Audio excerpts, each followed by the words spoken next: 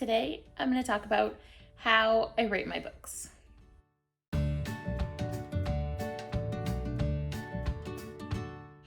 Hi everyone, it's Kaylee and welcome back to my channel. One of the things I get asked the most on my shorts reviews is what do my ratings mean to me? Because book ratings are so subjective. And so I thought I would make a little video and explain to people how I rate my books, both in my star rating and in my spice rating, so that if you like watching my shorts, you kind of know whereabouts I'm coming from with my ratings. So for my let's start with the star ratings. And to me, most books are 3-star to 4-star rating. Very rarely do I rate things a 2-star. If it's a 2-star, I would have had to have been enjoying it at the beginning and then it just kind of turned for me. It's probably that I should have DNF'd it and that I didn't. So yeah, I don't rate a lot of 2 stars. Most of my books are 3 stars. To me, 3-star was I enjoyed it. I will probably never read it again. It was good. It entertained me. But it's not going to be a book that I necessarily go out of my way to recommend, nor is it a book that I'm going to pick up and reread. However, for me, a 4-star book is something that I am going to recommend. I am probably going to reread it eventually, but there was just that little hint of something that was missing that didn't put it into a 5-star. Because for me, a 5-star read has to, in essence, be perfect. There is not a single thing I would change about the book, the character, the stories. Everything has to be perfect and fall in line to be perfect. And I do give away a few 5-star books ratings for books, but I don't rate that many 5 stars. The majority of my books are 3 to 4 stars. There, I think, has only been one book that I have rated a 1-star, and that's because I loved the book, reading it. I really, really, really enjoyed it. And then I got to the end and it threw in the fact that the male main character was engaged to someone else the whole time. And then the couple that the book was about, he ended up leaving his fiance and getting together with the main character girl. And no dice.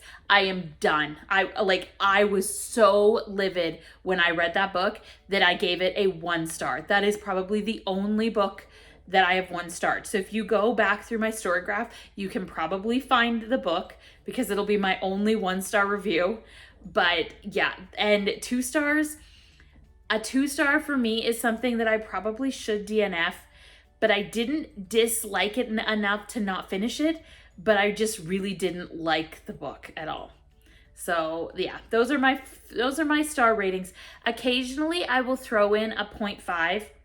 I usually don't. The 0.5s for me is sometimes like I'll be ranking a book and then there'll just be that little tiny touch of something that increases it, but it doesn't increase it like a whole level for me. So these could be a lot of the times books that don't have a 3rd act breakup. To me, I will give them an extra 0.5 star because I love a book without a 3rd act breakup. So sometimes for me that will do it. And then occasionally there's a few things in books that will deduct a 0.5 star for me, but not a whole lot. As for spice, now spice is, I would say, even more subjective. And that's because people's preferences when it comes to that material is subjective. So I'm going to say what my spice preferences mean to me so that that can help you while you're listening to my book reviews. But that doesn't mean that my spice levels, that if you read the same book, you might give it, just like you might give it a different star rating, you might give it a different spice rating on your own preference. So for me, 0 spice is just that, 0 spice. There is usually no mention of anything. Like, we're not talking a closed door book. We're talking literally 0 spice. Like, there is nothing. There is not a mention of anything. And that would be 0 spice for me. If it is a very mild closed door, then that's usually a 0.5 to a 1. I give one spice to a closed door romance because to me, we're still discussing that spicy material that I wouldn't necessarily recommend to all age ranges. So that's why I still give a 1 spice to most closed door romances, because even with a lot of closed door romances, there's still usually some on-page buildup, even if the actual acts are behind the closed doors. So that's why I usually give closed door romances 1 star, unless there's like so minimal discussion, and then they kind of bump it down to a 0.5 star. For 2 in spice, this is where we get smut on the page, but it's not going to be hugely graphic, and it probably only happened once, maybe twice in the story. So it's just, you're talking very generic, consensual, vanilla, for lack of a better word, smut. And for me, a 3 is going to be that same level of smut. There's just going to be a lot more of it. So we're talking like there are spicy scenes after spicy scenes, but the actual acts are more general. They're not out there. They're not extremely involved. They're just basic. There's just going to be a lot of them. And then for 4, to me, is when you're getting a little bit further out. So we're now talking about why choose romances where you're adding in multiple partners, or we're discussing different areas, for lack of a better term. So like 4 for me is where you're starting to get more in depth into different acts that aren't just your basic, what you would think of for spice.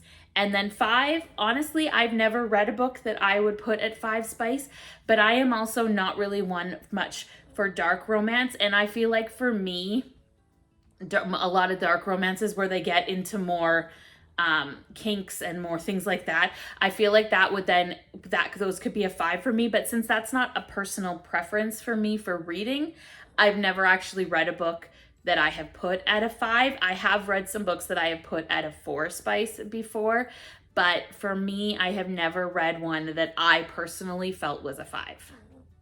So far this year, I have read, out of the 317 books that I've read, as of recording this, 44 of those books I have ranked at a 5 star, which is about 14% of the books that I have read.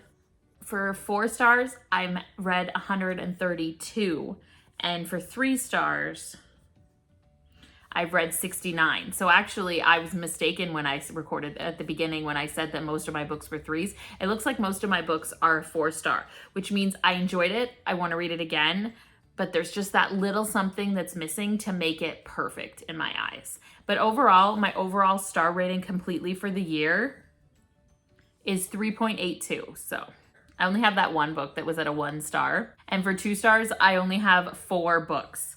Unfortunately, I wish that Storygraph tracked spice ratings, but they don't yet. That might be something that they might branch out into the future. I would love it if we could, because they do content warnings and things like that. So I love it if we would be able to put spice ratings on our books on Storygraph. That's not something that is. So in order for me to tell you books that I'm like spice ratings of books, I'd have to go through every one of my 317 reviews, and I just don't have the time to do that for this video. But I can give you some examples. So say for instance, like Elsie Silver's Chestnut Spring series, I think I rated all 5 of them at a 3 spice for me. But then there was a dark romance series that I read that were dark romance versions of classic novels, The Count of Monte Cristo, Jekyll and Hyde, and Portraits of Dorian Gray. Those I rated at a 4 spice. So you can kind of see where the difference is. Those ones were darker and thing. And any of the Why Choose books, when I read some of Lily Gold's books or Emily Rath's books, I rated those as a 4 star because we're now starting to get into more people. So those tend to tip into 4 stars with me. And then I also read things such as like Sarah Adams, which are usually 1 stars. Usually, so far she writes mostly closed door romances, but there is a little bit on page build up to the romance. So those I usually put at a 1. But I also really like those. So I'm kind of all over the page with romance. I don't tend to go as high as a 5, just as a personal preference. There's usually if a book would be a 5 spice for me, there's usually trigger warnings in it that make me hesitant to read it. And that's just my personal preferences. If those are the type of books that you like, all power to you. I firmly believe everybody should be able to read what they want to read and read what makes them comfortable in their content and trigger warnings.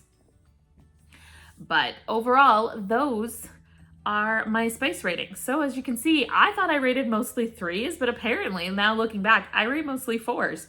So I'm usually pretty generous.